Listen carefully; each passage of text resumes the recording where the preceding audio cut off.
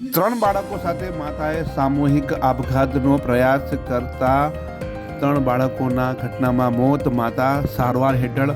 વાત કરીએ તો હાલ એવું તો શું થયું હશે કે માતાએ પોતાના ત્રણ કાળજાના કટકાને ઝેરી દવા પીવડાવીને પોતે પણ કર્યો આપઘાત। ઘટનામાં ત્રણ બાળકોના મોત થયા હતા। સમગ્ર પંથકમાં ચકચાર મચી હતી। સામૂહિક આપઘાતની ઘટનાના વિગતો ખૂબ વિચલિત કરનારી છે।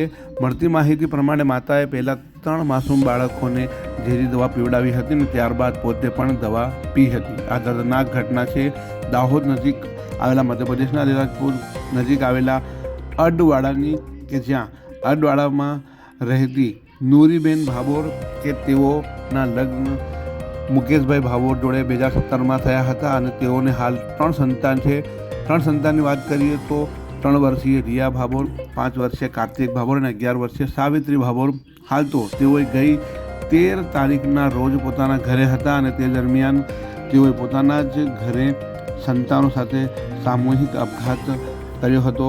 તેઓએ બાળકોને સર્વપ્રથમ ઝેરી દવા ગટગટાવી હતી અને ત્યારબાદ ત્રણ સંતાનોને ઝેરી દવા પીવડાવ્યાથી પોતે પણ તેઓએ જે ઝેરી દવા છે તે આરોગી હતી।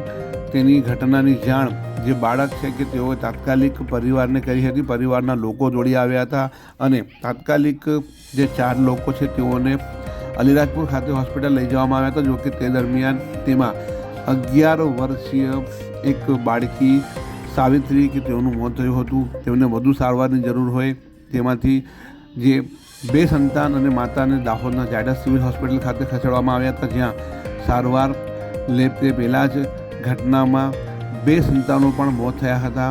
ખાસ કરીને જે ઘટના બની હતી તેમાં 3 બાળકોના મોત થયા હતા। 3 વર્ષીય રિયા ભાભોર, 5 વર્ષીય કાર્તિક ભાભોરનું ઘટનામાં મોત થયું હતું અને 11 વર્ષીય સાવિત્રી ભાભોરનું પણ ઘટનામાં મોત થયું હતું। હાલ તો જે માતા સારવાર હેઠળ છે। મધ્યપ્રદેશની પોલીસ અહીં પહોંચી હતી અને તમામ પ્રકારની માહિતી મેળવી હતી। કયા કારણોસર તેઓએ આપઘાત કર્યો છે તે હાલ અકબંધ છે। તે પોલીસ તે દિશામાં કામગીરી હાથ ધરી રહી છે। જે માતા છે તેઓએ આ પગલું કેમ ભર્યું, જો કે ઘટનાને લઈને સમગ્ર વિસ્તારમાં ચકચાર મચી હતી।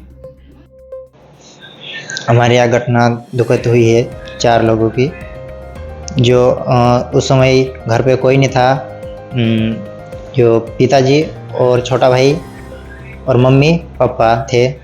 तो उस समय पापा खेत में था, छोटा भाई कहीं नुक्ते कार्यक्रम में गया हुआ था, मम्मी ग्वाल गई थी और भाभी और ये बच्चे 3, ये 4 लोग घर पे थे। और मम्मी ने उनको दवाई पिला दी पहले बच्चों को, उसके बाद खुद पी ली।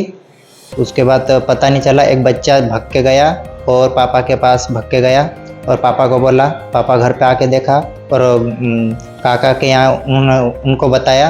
तो फिर काका का लड़का मेरे को फ़ोन किया, तो मैं जैसे फ़ोन लगाया वैसा घर पे दौड़ के गया। घर पे जाते ही मेरे को मिले नहीं, वो अलीराजपुर हॉस्पिटल आ गए थे। मैं वापस हॉस्पिटल आया, उसके बाद इलाज हुई और एक छोटी बच्ची एक सावित्री की डेथ अलीराजपुर हो गई थी और 2 बच्चे और भाभी को अलीराजपुर से रेफर दाहोद हॉस्पिटल कर दिया गया। दाहोद हॉस्पिटल आते आते 2 बच्चों की डेथ हो गई है और भाभी की अभी इलाज चल रही है।